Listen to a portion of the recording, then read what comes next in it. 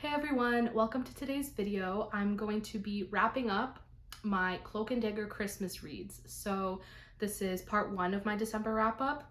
I decided to split the video in two just because I read quite a bit in December. I think I read around 23 books, which is crazy.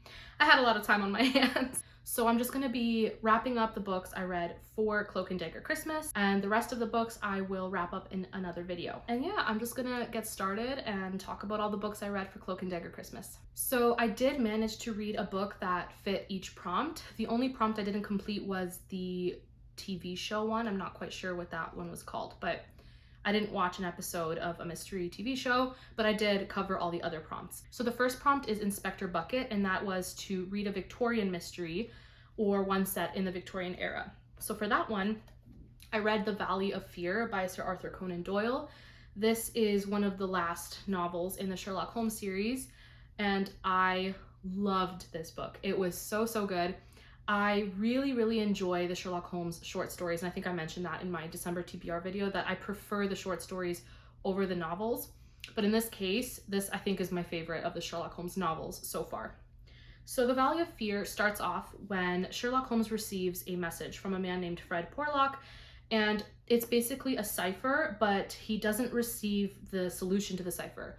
So Sherlock, being Sherlock, is able to solve the cipher himself, and he and Watson find out that there is a man whose life is in danger, and this man's name is Mr. Douglas. But one day, Inspector MacDonald, who's a friend of Sherlock, arrives at his house on Baker Street and basically tells Sherlock that Mr. Douglas has actually been murdered. So it's obvious that Sherlock didn't get to Mr. Douglas in time to save his life. So basically, Sherlock and Dr. Watson and Inspector MacDonald go to Burlstone House, which is where Mr. Douglas lived, and they speak to his wife and they speak to the different staff and try to find out what happened. So this book is divided into two parts, and at the end of part one, there is quite the twist, which was really fun to read. And then the second part of the book actually takes place several years before Mr. Douglas's murder. So we go to America, to this place called Vermissa Valley, which is the Valley of Fear. And we get to meet some really despicable characters, and we get some insight into a secret society that may be connected to Mr. Douglas.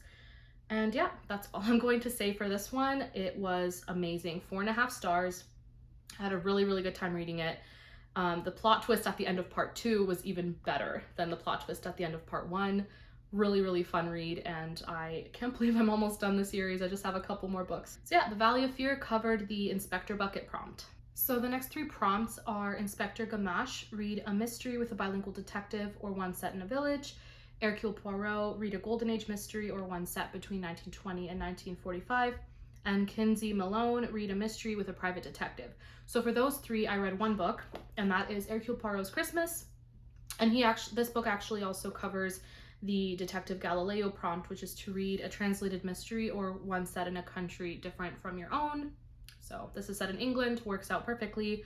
So in this book, we have a family who is getting together for a Christmas dinner, but there is a lot of strife in the family. They don't get along. They're all very different from one another, and it seems like their father is not the nicest guy. He really isn't nice to his kids.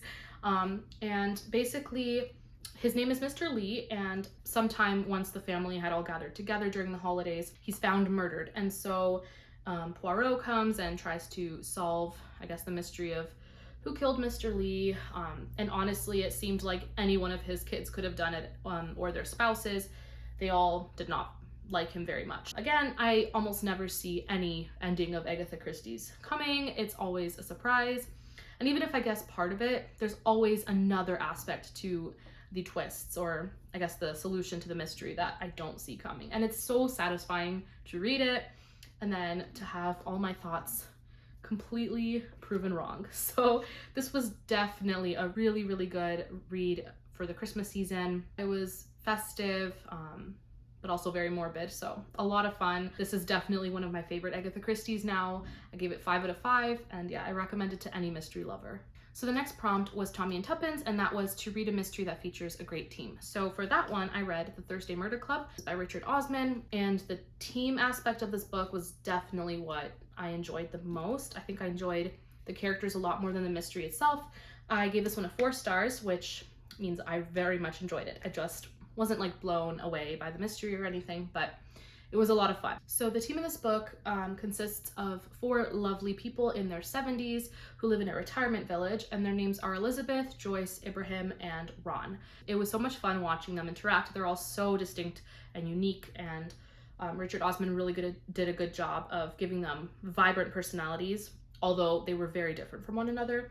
And basically in this book, a developer is murdered, and this group of septuagenarians befriends a police officer, and her name is Donna, and they basically work together to try to figure out why this developer was killed. But someone read this book in a reading vlog, and they were saying that the humor is very British, and so I kind of had higher expectations for the humor just because I heard it was very, very funny, and maybe that's why I didn't find it as funny as I was hoping it to be.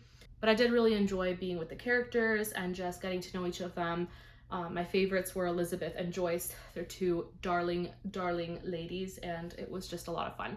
I did hear the second book is even better, so I'm definitely looking forward to that one. But yeah, that is The Thursday Murder Club by Richard Osman. So the next prompt was Agatha Raisin, which is read a mystery with an amateur sleuth. So I read the first Agatha Raisin book called Agatha Raisin and the Quiche of Death. In this one, Agatha Raisin is just disenchanted with life, and she decides to retire early and move to the Cotswolds, which is one of my dream vacation spots. So I really enjoyed the description of like the little town, the setting. It was really well done. And so Agatha moves to the Cotswolds and decides to participate in a quiche making competition, but she's not the best cook, so she uses a store-bought quiche, and so it ends up killing the judge. It was somehow poisoned, and Agatha kind of befriends a detective named Detective Wong. I think his name was Bill, if I'm not mistaken. He was actually my favorite character in this book. He was a lot of fun. They basically try to solve this mystery of how the quiche was poisoned because she bought it from a store. And so Agatha and Bill work together to basically prove her innocence. A lot of the people in the village think she's guilty and don't treat her very nicely. I think for me, the mystery was a little forgetful. Like, I don't even remember much of what happened towards the end, but I did end up giving this a 3.75 stars, I think. Honestly, it's the characters that made me want to keep reading. I'm actually not quite sure if I want to continue with the series. The mystery itself was okay. I wasn't, blown away or anything. I'm fairly new to the whole cozy mystery subgenre, and I think for me, I really enjoy mysteries that are a little darker maybe, but not like too dark. Like there needs to be a fine balance for me. I do like a bit of a creep factor. I guess I just want more suspense, or a creep factor, or whatever that may be. So yeah, if any of you guys have read any other books in this series, let me know what you guys think, if they get better from book to book, because I'm just not quite sure yet if I want to continue with the series. But yeah, so this one was the Agatha Raisin prompt. The last prompt for this readathon was the Flavia de Luce prompt, and that was to read a children's mystery or a new to you series. So I ended up reading The Secrets of Winterhouse by Ben Gooderson. I have to say I did not enjoy this one as much as I was hoping to, as it's an absolutely gorgeous book. I did really enjoy Winterhouse, which is the first book, so I was really excited to read this one, but it didn't have that charm and whimsy that the first book had, so I was a little disappointed. So in this book, it basically continues with part of the mystery from the first book, even though the first book did wrap up the plot very well. And I think the mystery in this series should have just stayed within the first book. I think it could have been wrapped up nicely. It just really dragged with this series. The aesthetic was really nice. It was super wintry, and I do really enjoy all the illustrations. Just to show you guys the dust jacket, without the dust jacket, it's absolutely gorgeous. Just gorgeous.